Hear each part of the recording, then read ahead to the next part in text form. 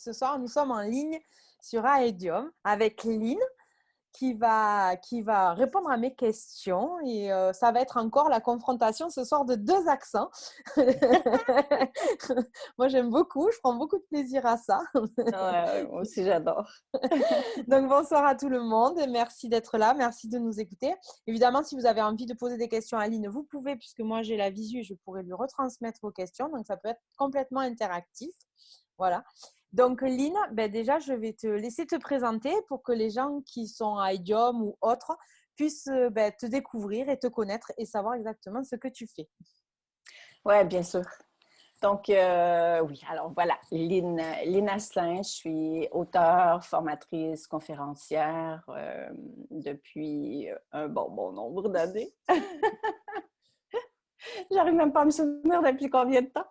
Et en fait, je résumerais ce que je fais par le fait que j'ai développé une approche pour tendre la main à l'autre à partir du cœur, donc d'un cœur à l'autre. Et c'est une approche qui propose la transformation du mal-être, des passages difficiles. J'imagine que tu vas me demander ce qui m'a amené à développer cette approche. C'est ça.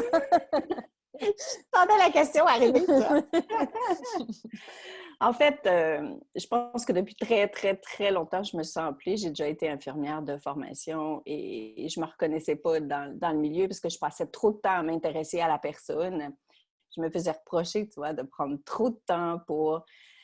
Je voulais savoir qui elle était, comment elle se sentait, qu'est-ce qu'elle vivait, qu'est-ce qui faisait qu'elle se sentait comme ça. Bref, je ne cadrais pas beaucoup dans la manière de fonctionner, de travailler. Malgré tout, j'ai beaucoup étudié, pensant que je pourrais un jour œuvrer comme mon cœur le sentait. Puis même après 12 ans d'université, ça n'a pas marché.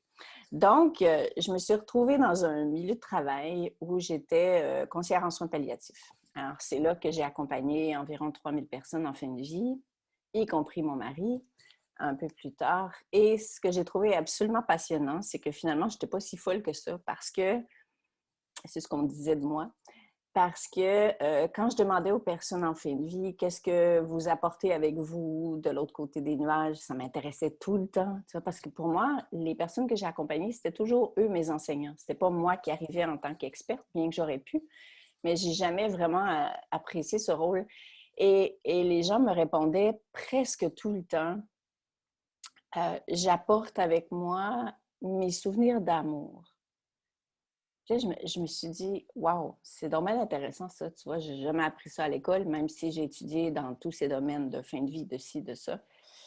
Et je voulais en savoir plus. Alors finalement, ce que j'ai compris en leur posant plus de questions, c'est que quand on arrive au terme de notre existence, on pense même pas, il n'y a jamais personne qui m'a parlé de son travail, de ses biens matériels, de ses acquis intellectuels. C'est comme si on s'en fout.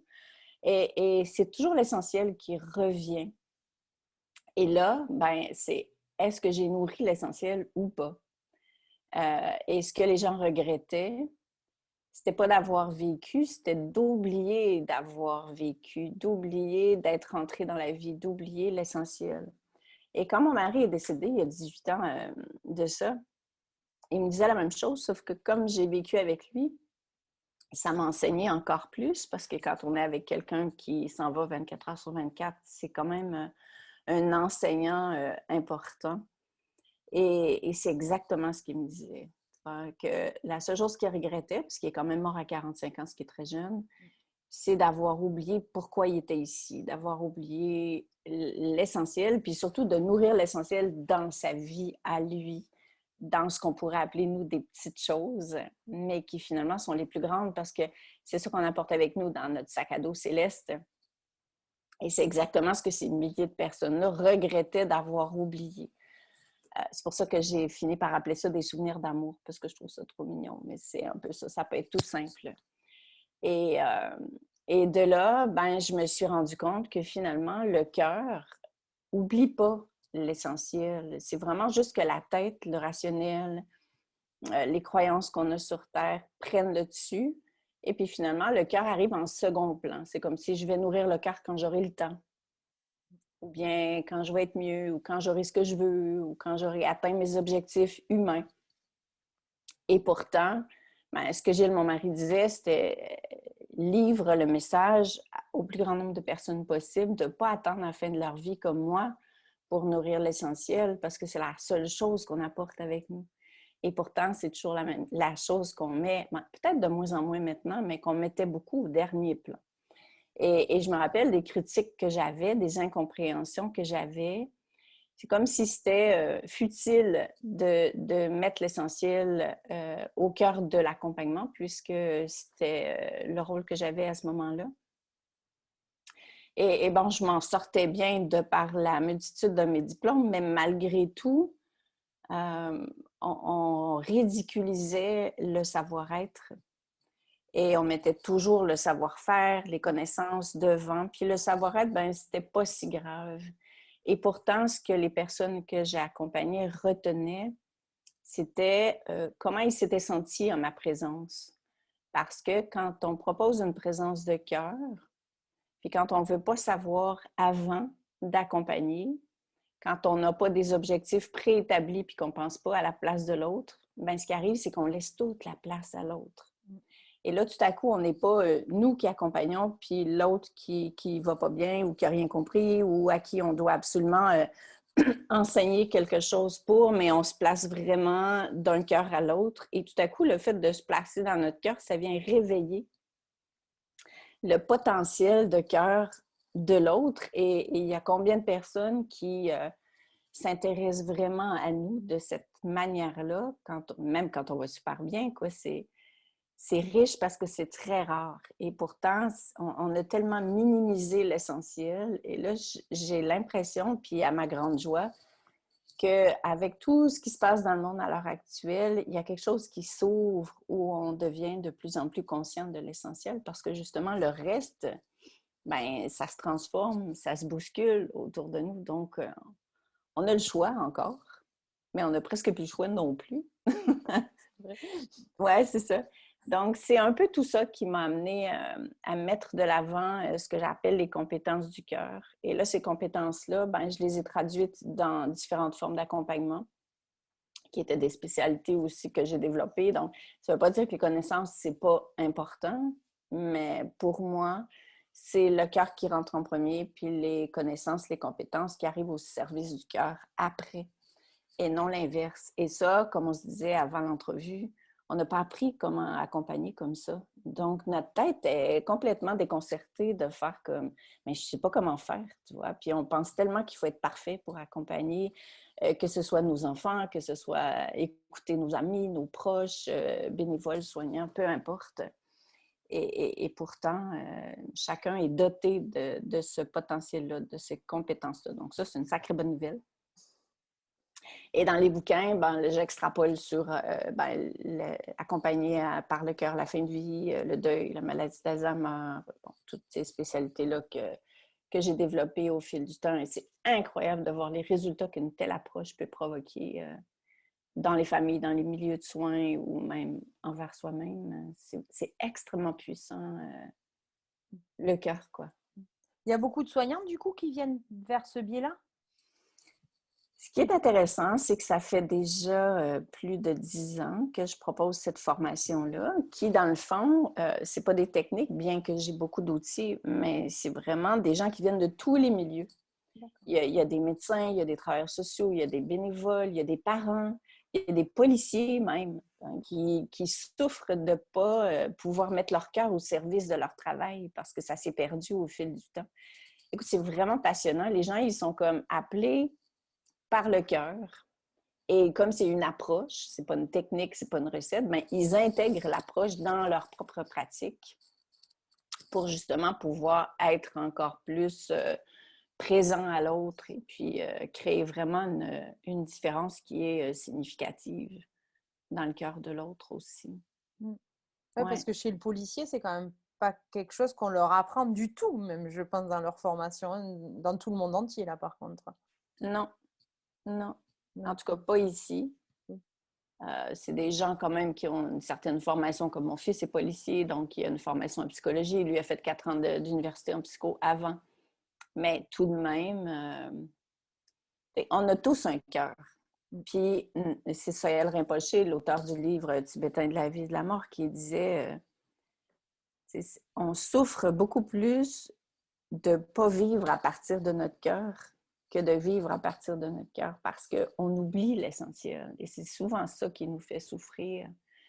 Tandis que si on décloisonne tout ce qui nous éloigne de qui on est et surtout de la puissance de notre cœur, on ne réalise pas à quel point, quand on est branché sur notre cœur, c'est extrêmement puissant parce que ça rayonne, ça vibre et ça touche l'autre, puis l'autre ne comprend pas pourquoi ça le touche. Puis ça ouvre des trucs que ni un ni l'autre comprend pourquoi ça s'ouvre. Puis après, ça crée de la magie quelque part, mais finalement, tu n'as rien fait, tu as juste été.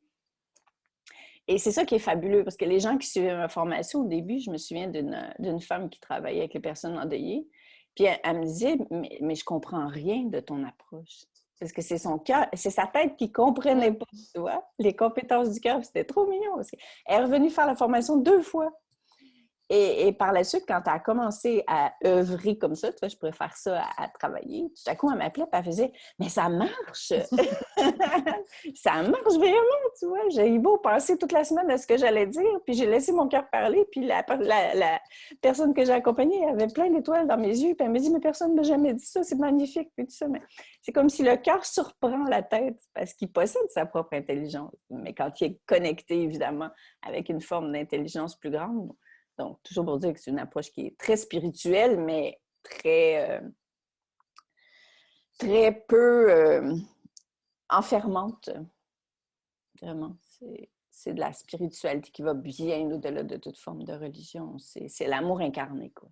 Il y a beaucoup de résistance en ce moment? Bien, beaucoup moins. Comme je disais tout à l'heure à la blague, mais c'est pas vraiment de blague, mais je passais carrément pour une folle, tu vois, il y a 20 ans, parce que le monde faisait comme... voyons, tu sais, c'est pas cartésien, on ne peut pas documenter ça dans les dossiers. Et puis, on ne voit pas les résultats avec la tête. Puis, on ne peut rien mesurer de ça, mis à part les résultats qui arrivent plus tard, puis le bien-être que ça procure. Alors, c'est très déconcertant, mais aujourd'hui, c'est fou parce qu'au fil des années, pendant 10 ans, je suis allée enseigner cette approche en France. Et je voyais la différence à chaque année, de plus en plus d'ouverture, de plus en plus de réceptivité, de désir de recontacter cet espace en soi. Parce que je pense que la résistance était loin d'être à mon endroit, mais plus de, ben voyons. Genre, tu vas me faire croire que l'amour est si puissant. Tu vas me faire croire que j'ai tout ça à l'intérieur de moi. Tu fais, ben, parce que nous, on ne s'aime pas assez, tu vois. Fait qu'on se dit, ben non, ça se peut pas que je sois dotée de tout ça. Ben oui, c'est possible. Et ce qui aide maintenant, c'est qu'il y a des livres qui sortent là-dessus, qui viennent justement confirmer scientifiquement que le cœur est un organe par lequel passe une vibration très puissante, qui transforme, qui apaise, tu vois, qui nourrit. Donc là, je me dis, yeah, tu vois, enfin, j'ai des collaborateurs. J'ai du monde qui vient soutenir mon approche. Parce qu'au début, quand ça m'est venu, ben, j'étais la seule à parler de ça. Alors, c'est sûr que j'avais pas beaucoup d'alliés, mais mon cœur, il faisait, ben non, c'est ça. Pas ça en tant que vérité, mais ça en tant qu'outil, que puissance, que vibration, que tout ça. Alors, ouais, il y a beaucoup plus d'ouverture. Le temps actuel, en plus, avec ce qui se passe à côté sur ce virus, je pense que ça permet aussi aux gens de se reconnecter à soi réellement, quoi. Tellement, tellement, parce que tout ce à quoi on était attaché est en train de partir, tu vois. Puis c'est voulu, hein, que ça se passe comme ça, tu le sais comme moi. Oui. Donc, c'est tout ce qui nous éloigne de l'amour, intérieurement et à l'extérieur, est en train de se défaire.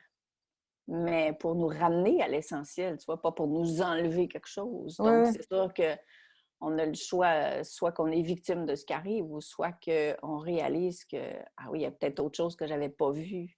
Et puis, c'est clair que toute cette période de confinement qu'on a vécue, ben, pour moi, c'était un retour à soi, à l'intérieur de soi, parce que le monde qu'on va créer, c'est à nous de le créer, ben, on ne peut pas le faire nulle part ailleurs qu'à l'intérieur de soi. Totalement.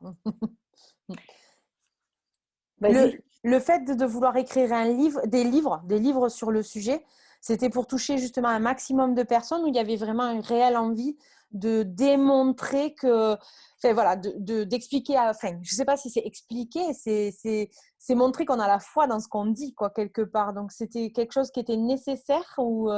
J'adore ta question parce que c'est tellement pas ça. Ah.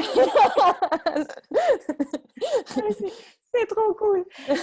Mais non, c'est pas ça. En fait, je te dirais que la raison pour laquelle j'ai écrit mon livre, c'est que avant le décès de mon mari, il m'a fait promettre, comme je disais un peu tout à l'heure, de vouer le reste de mon existence à partager ça, cette approche-là. Je ne sais pas si je l'aurais fait sinon. Si ça n'avait pas été par engagement pour la personne qui était mon âme sœur, que j'aimais beaucoup, mais qui était partie.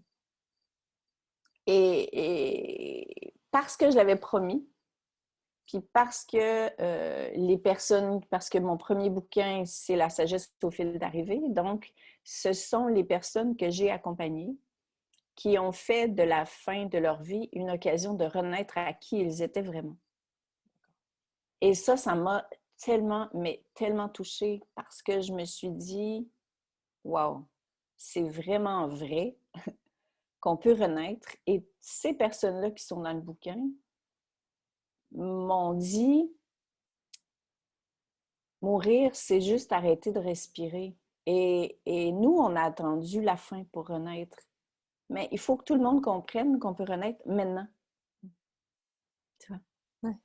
Et c'est beaucoup ça qu'on est en train de vivre à l'heure actuelle. C'est renaître maintenant pour que le changement arrive, au lieu de vouloir que le changement arrive pour pouvoir continuer de vivre comme on était. Puis ça, c'est hyper exigeant parce que il faut qu'on mette la main à la pâte, quoi. Regarder à l'intérieur, qu'est-ce qu'on a transformé, qu'est-ce qu'on a lâché, qu'est-ce qu'on veut garder, c'est quoi les vieux schémas qui nous pourrissent la vie, pourquoi on a peur, la définition de la vie que je m'étais faite, comment est-ce que je peux la redéfinir, justement, pour ne pas être victime de tout ça. Alors, pour répondre à ta question, non, c'est vraiment pour rendre hommage à tout ce monde-là, puis pour donner espoir, quoi, que de ne pas attendre à la fin, puis de dire que c'est possible, et puis en racontant comment. Et là, c'est après, parce que ça faisait pas longtemps que mon mari était décédé quand j'ai écrit ce bouquin-là, c'est quand j'ai vu comment c'était reçu aussi. Parce que c'est pas un livre sur la mort, tu vois, c'est un livre sur qu'est-ce qu'ils nous ont enseigné avant de mourir, qu'on pourrait faire maintenant. Donc, c'est vraiment beaucoup plus un livre d'espoir, même s'il y a comment accompagner la fin de vie là-dedans.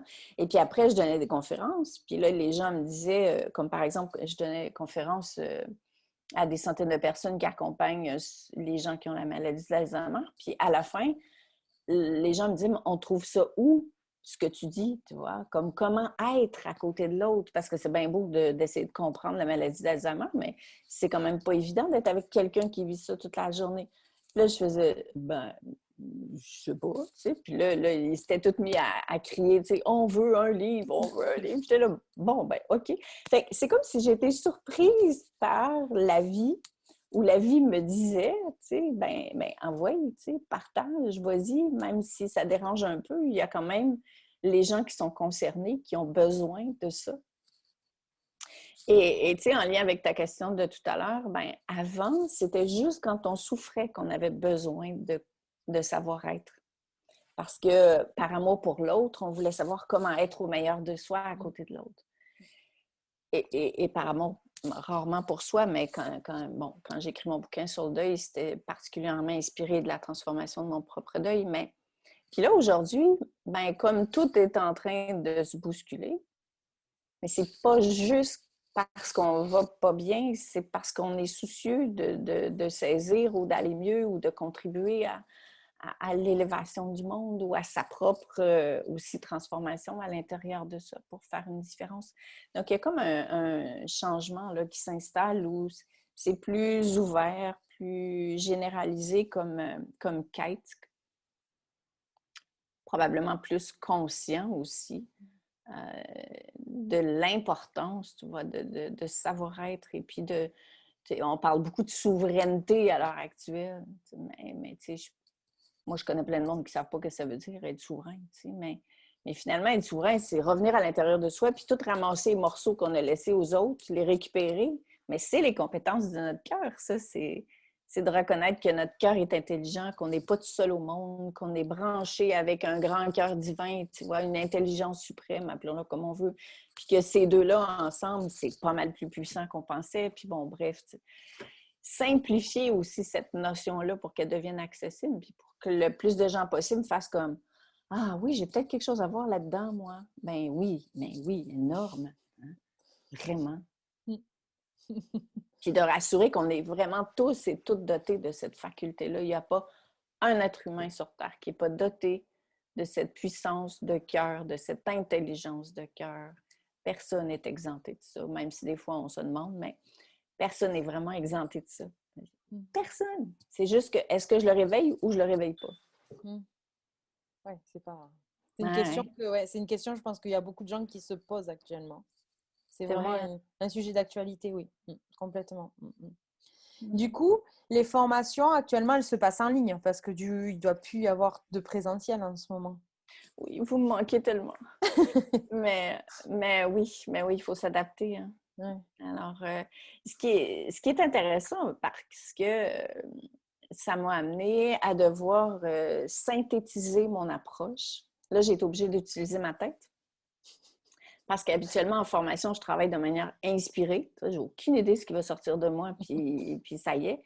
Mais là, il a fallu que il n'a pas fallu, mais j'ai senti que c'était cette opportunité-là. Alors, j'ai vraiment synthétisé cette approche de comment accompagner à partir du cœur.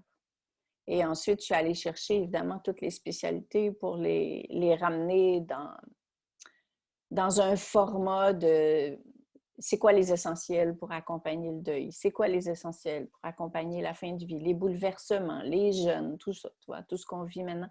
Parce que c'est pas tout le monde qui se sent appelé à être un accompagnant, à travailler, à œuvrer comme ça, mais c'est tout le monde qui accompagne. Alors, c'est pas tout le monde qui veut faire une longue formation sur l'accompagnement, mais en même temps, si je suis monsieur, madame, tout le monde, puis que mon mari est atteint ou ma meilleure amie est en deuil, ben qu'est-ce que je dis? Tu vois? Qu'est-ce que je fais? Qu'est-ce que je peux proposer? Comment je peux être à ses côtés pour faire du bien, pour ne pas me sentir impuissante, pour contribuer justement à créer, nous, on dit beaucoup au Québec, à faire une différence, tu vois, mais c'est vraiment à contribuer à une forme de mieux-être et puis à me sentir utile aussi là-dedans, puis dire que, ben oui, je peux faire du bien. Alors, j'ai tout créé ça qui va sortir drôlement la semaine prochaine.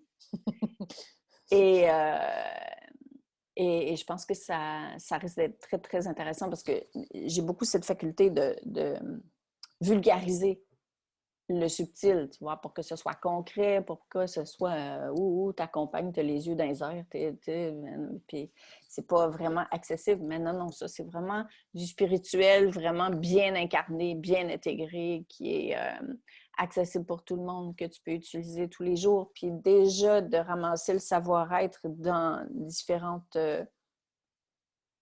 avenues, je dirais, tu vois, que j'ai... Écoute, ça fait 20 ans que je le fais, puis que je forme du monde, puis que je vois comment on réagit, qu'est-ce qui touche pas, qu'est-ce qui marche. Donc, c'est sûr que c'est plus facile pour moi de dire, OK, ça, tu vois, c'est vraiment comme des avenues qui fait que puis ça a l'air con, mais c'est comme accoucher, tu sais, c'est naturel, mais on a besoin de sage-femme quand même pour nous accompagner dans l'accouchement, mais c'est un peu pareil, tu vois, accompagné par le cœur, ben oui, mais en même temps, c'est comme si tu as besoin de guidelines, de lignes pour te guider là-dedans jusqu'à temps que tu récupères cette faculté-là, puis après ça, dans les différentes spécialités, évidemment, des trucs. Et comme par hasard, ben dans 1 heure et demie, commence une mini-formation en ligne que j'ai créée sur la bienveillance. C'est vraiment une mini-formation, c'est totalement gratuit, sur 5 jours où je parle de la bienveillance. Et c'est trop mignon parce que ce matin, en méditation, ce que j'ai reçu par rapport à la bienveillance, j'espère que je vais m'en rappeler, sinon je l'ai écrit. La définition que j'ai reçue de la bienveillance, ah oui, c'est ça, c'est de faire du bien en veillant sur sa vibration. Ça me parle. Hey, j'étais impressionnée, tu sais, je me suis dit, waouh, c'est donc bien beau, ça, j'avais jamais entendu ça. Et tu vois, c'est exactement dans la même lignée, c'est-à-dire qu'on pense qu'il faut faire quelque chose pour faire du bien. On pense qu'on doit sauver l'autre, on pense qu'on doit changer ce qui se passe, ou on pense qu'on n'a rien à faire là-dedans parce qu'on n'est pas assez ça. Et là, quand j'ai reçu ça, j'ai fait « Oh my God, ça c'est donc bien beau » parce que faire du bien autour de soi, c'est en commençant par veiller sur sa propre vibration. C'est en commençant par s'accorder cette bienveillance-là en même temps qu'on la partage à l'autre. Donc, finalement, la vibration, elle devient une qualité de cœur qui s'exprime. C'est beaucoup ce dont le monde a besoin à l'heure actuelle, de bienveillance, d'être enveloppé, d'être apaisé, d'être rassuré, d'être le rappel aussi que l'autre a ses propres facultés, tu vois, que je trouve pas qu'il fait pitié, mais qu'en dégageant cette énergie de bienveillance. Alors, je trouve ça vraiment intéressant parce que c'est une autre lecture de la bienveillance, mais qui est si on veut, c'est pour ça que je l'ai mis avant ma formation, parce que ceux qui veulent juste faire ça, c'est cool, c'est parfait, c'est complet en soi. Mais en même temps, c'est comme un prérequis, un préalable aux qualités de cœur. Et c'est quelque chose que moi, je n'ai jamais entendu sous cet angle-là. Et combien de personnes à l'heure actuelle veulent aider, veulent faire du bien, se sentent inutiles, impuissants ou eux-mêmes, tu vois, dans un besoin d'auto-bienveillance ou de grande déception de vouloir être rassuré par quelqu'un et puis qu'il n'y a rien qui te rassure. Puis là, tu arrives dans la peur parce que tu as le sentiment d'impuissance qui rentre. Et là, tu attends juste les nouvelles ou les gens, tu vois, qui canalisent, qui vont dire « OK, il va arriver ça, il n'arrivera pas ça. Ah, ouf, je suis OK. » Ou « Ah, merde, tu vois, ah, mon Dieu, c'est pire que ce que je pensais. » Tu vois, mais là, on est tout le temps dans un truc comme ça. Alors, c'est à nous de s'auto-accompagner pour qu'on soit capable de traverser ça, mais avec une vibration élevée. Parce que quand notre vibration baisse, premièrement, nous, on dégage quelque chose qui est inconfortable, on ne contribue pas à l'émergence du nouveau monde, puis en plus, nous, ben, on est complètement sous l'eau, quoi. Ça, c'est vrai. La vibration haute, il faut aller la chercher en ce moment. Puis pour plusieurs, on ne sait pas trop comment. Puis on se sent tout seul, on se sent incompris. Il y a beaucoup de dualité à l'heure actuelle. Il y a beaucoup de familles qui se déchirent, des pour, des contre, des ci, des ça, des... Alors, tu sais, tu te retrouves vraiment face à toi-même avec justement tous les trucs qu'il faut lâcher. Puis c'est comme si on doit devenir des grandes personnes, tu vois, matures. Puis là, c'est la grande en nous qui accompagne la petite en nous. Puis on fait « OK, mais comment? » Mais comment? Alors, cette forme de bienveillance-là, c'est ce qui m'est venu. Donc, je suis super contente de partager ça cette semaine parce que... Puis écoute, ça a tellement de monde. Je suis extrêmement touchée et profondément honorée de voir qu'il y a un nombre incroyable de personnes qui avaient besoin de ça. Parce que, tu sais, quand tu démarres quelque chose, tu ne sais jamais. Tu sais, tu te dis, c'est-tu dans ma tête que ça se passe, cette affaire-là, puis que c'est pas si intéressant que ça, finalement, tu sais, ou... Et puis là, quand j'ai vu ça, j'ai fait « Ah oui, d'accord, c'est bon. » Du coup, si on veut le suivre tout à l'heure, on peut le suivre sur quel format et à quel endroit exactement? Ben, il s'agit de demander d'adhérer au groupe Facebook privé que j'ai créé qui s'appelle Cœur bienveillant. Mm-hmm. Ou bien, ceux qui n'aiment pas Facebook, ben, il y en a quand même, Oui. d'aller sur ma chaîne YouTube, Lynn Asselin, puis à chaque vidéo qui vont être enregistrées, je vais les mettre ensuite sur ma chaîne YouTube pour que ça puisse aussi être plus facile pour les gens, tu vois, de l'écouter quand ils veulent. C'est plus simple comme ça. Puis en plus, j'ai tout fait un cahier de cheminement intérieur que les gens vont pouvoir télécharger pour s'auto-accompagner dans cette démarche d'ouvrir la porte à sa bienveillance, puis déjà de se rappeler que je suis déjà bienveillant, même si je ne le savais pas, tu vois. J'ai cette faculté-là, mais... Alors, oui, les deux avenues sont bonnes. Voilà. Donc, si vous voulez voir tout à l'heure, ben, Ouais. ça fait plaisir que... Ouais. Ou plus tard, tu vois, parce que les vidéos, ils vont rester là, donc les gens vont pouvoir les écouter à leur convenance aussi, c'est ce qui est chouette. Oui. La prochaine session de formation, donc du coup, elle commence la semaine prochaine? Oui, le 2 octobre. La manière dont je l'ai construite, c'est qu'il va avoir les avenues essentielles pour accompagner à partir de son cœur, là, que j'ai réunies.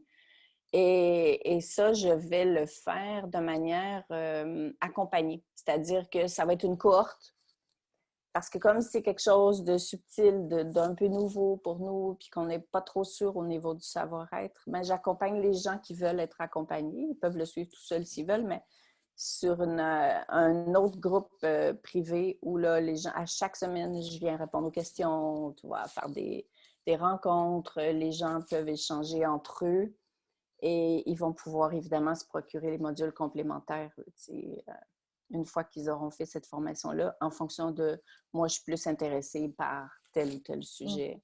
Donc, ça va être comme je vais pouvoir aller acheter, ah oui, OK, je voudrais le deuil pour des trucs plus concrets d'accompagnement. Alors, ça, il y a une cohorte qui démarre le 2. Je suis super contente. Tu vois, écoute, ça fait 20 ans que je fais ça. Puis là, j'ai l'impression que... Alors, c'est intéressant parce que quelque part, tu sais, je me disais, oh, je ne pourrais plus aller en France, puis moi qui adore le monde. Et puis, tu sais, bon, tu dois bien t'en rendre compte, j'adore le monde, j'adore parler avec les gens, tu sais, ça me fait triper. Puis il y a des échanges, puis c'est nourrissant. Et puis là, j'ai comme, moi, tout ça chez moi, tu vois, depuis le mois de mars, ça... Et là, tout à coup, ben, écoute, si ça s'était pas arrivé, j'aurais pas pu produire tout ça. Alors, tu vois, il y a toujours une facette quand même qui est positive, je ne sais pas si c'est le bon mot, mais qui peut nous élever, puis en même temps élever tout le monde. Ouais. Ça sera un autre public, ça sera intéressant parce que ce sera vraiment quelque chose de nouveau, quoi. Ben Ça va on peut apporter autre rejoindre chose. plus large aussi, c'est clair que... Puis le fait que, bon, tu sais, comme ces formations-là, moi, je les mets toujours disponibles à vie parce que c'est le chemin d'une vie de se rapprocher de qui on est, puis de le partager. Donc, moi, j'aime bien cette couleur-là, tu sais, de dire « Ah oui, c'était quoi ça? » Parce que plus on bouge, tu vois, d'une année à l'autre, tu as l'impression que tu n'entends pas les choses de la même façon non plus. Puis ces temps-ci, c'est même pas d'une année à l'autre, c'est d'un mois à l'autre, tellement que ça va vite. Mais c'est ça. Donc, en résumé, tu vois, il y a l'accompagnement, mais évidemment que pour accompagner, ben, il faut s'auto-accompagner si on veut que notre vibration soit belle. Alors, c'est vraiment, je me promène toujours sur les deux facettes. C'est ma page Facebook actuelle, je ne sais plus comment ça s'appelle, Lynn Asselin, auteure, formatrice, conférencière, mais c'est l'auto-accompagnement.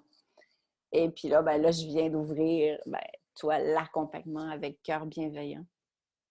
Puis en même temps, ça va réunir plein de gens qui sont interpellés par le cœur, l'amour, l'espoir, la bienveillance. Et ça va faire la même chose que tu fais. Hein? Ça va augmenter la vibration parce qu'il va y avoir un groupe de personnes, pas qui va se cloisonner des autres puis se séparer, mais au contraire, qui vont choisir de vibrer plus. Et puis ça va soutenir aussi la transformation du monde à l'heure actuelle. Donc, je trouve qu'on est beaucoup en collaboration maintenant. On nous demande de collaborer, ça c'est vrai. Tellement. Et ça, ben, c'est un pur bonheur. Prochaine actualité, en plus de la formation, il y aura autre chose ou pour le moment, on se consacre surtout à la formation en ligne? Pour le moment, j'ai pas trop le choix. Il y a une activité au Québec, mais pour la France, ben, j'ai remis au mois de mars. Je me croise les doigts de pouvoir être présente là-bas en mars. De toute façon, si les gens vont sur mon site Internet, ils sont mis au courant dans les activités, mais pour l'instant, c'est vraiment ça. C'est l'accompagnement à soi, à l'autre. Puis bien sûr, je ressortirai une autre formation que j'anime en ligne depuis déjà 2 ans, qui est comment habiter sa maison intérieure. Tu sais, tout à l'heure, je parlais de récupérer les morceaux qu'on a laissés un peu partout, puis maîtriser son mental aussi. Hein? Comment tu fais pour maîtriser ton mental, ton ego, pour rester dans ton cœur? Ça, c'est quand même pas de la tarte, là, parce que à chaque fois que tu l'as reconnu, il se déguise pour pas que tu le reconnaisses. Tu sais? Fait que c'est sûr que tu peux te laisser happer tellement facilement. Donc, cette autre formation-là que j'ai créée, c'est vraiment de l'auto-accompagnement. C'est comment mieux se connaître pour mieux maîtriser son mental, pour accueillir son enfant, pour, bon, tout ça. Ça, je devrais la ressortir dans quelques mois parce qu'elle est vraiment appréciée. Ah oui, ça doit parler.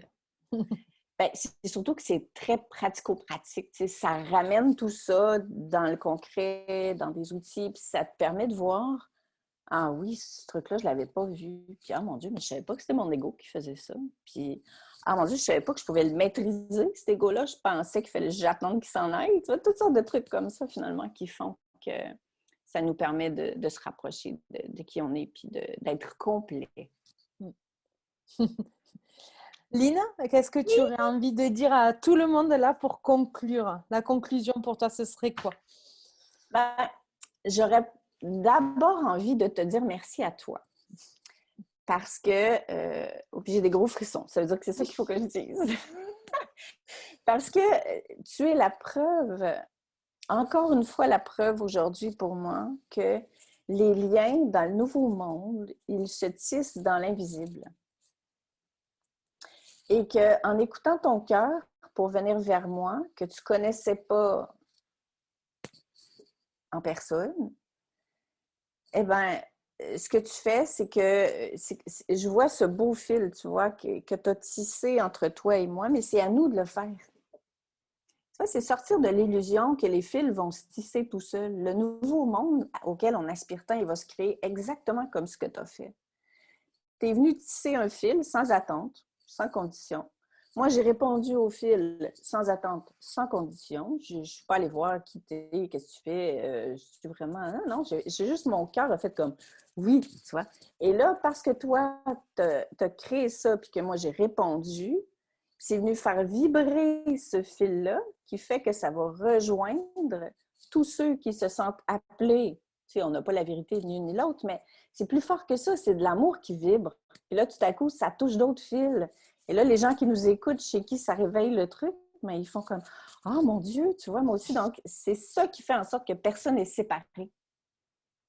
Mais en même temps, le message, c'est à nous d'aller le tisser, le fil, puis d'arrêter d'attendre, puis de ne pas être victime, puis de voir à quel point c'est beau, c'est magnifique. Je ne sais pas si tu le sens comme moi, mais moi, ça vibre à fond. J'ai l'impression d'avoir bu 14 cafés. Tu sais, c'est comme full excitée, toute contente. Puis j'ai l'impression d'être la petite fille qui revient puis qui fait « Oh mon Dieu, tu vois, l'amour existe vraiment, c'est super chouette. » Et on est pour plusieurs isolés. Moi, j'habite toute seule, tu vois. Donc, le fait de retisser ces liens-là, ça nous ramène à l'essentiel. Ça fait vraiment du bien.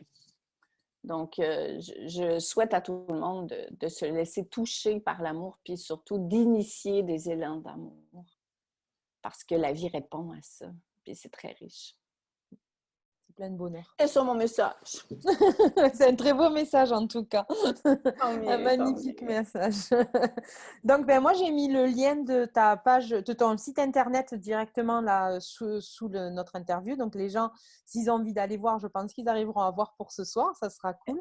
Ouais. Voilà. Merci beaucoup, Lynn, en tout cas, d'avoir répondu. Merci, vraiment. Merci beaucoup. J'espère vraiment que ton message sera passé parce qu'il était magnifique. Juste pour la parenthèse, moi je suis infirmière et tout ce que tu Oui, j'ai vu. Ouais. Voilà. Donc quand tu me parles qu'on n'a pas le temps de parler avec notre cœur, ça c'est vrai pour les soignants, les trois quarts. Moi, c'est quelque chose qui me tient à cœur. C'est pour ça que je suis partie en libéral en France. Voilà, c'est vrai que du coup, on a plus le temps de discuter avec les gens, on a plus le temps de prendre le temps avec les gens. Et à partir du moment où on leur parle avec le cœur, c'est vraiment une autre relation qui se tisse avec les gens. Ça, j'en suis persuadée. Ouais, c'est totalement vrai. Donc, as-tu mis aussi le lien de cœur bienveillant, le lien Facebook? Non, mais j'irai le chercher, je vais le faire, je vais le trouver sur. C'est gentil, sinon je peux te l'envoyer. Voilà. En tout cas, merci à vous tous qui nous avez écoutés. J'espère que Lynn nous aura transmis autant d'énergie que moi elle m'a transmis. C'était vraiment génial. Merci beaucoup, Lynn. Bonne soirée. Un gros merci. Bonne conférence pour tout à l'heure. Merci. C'était une belle préparation, en tout cas, avec toi. Super. Ben, bonne soirée à tout le monde. À bientôt. Bye. Au revoir.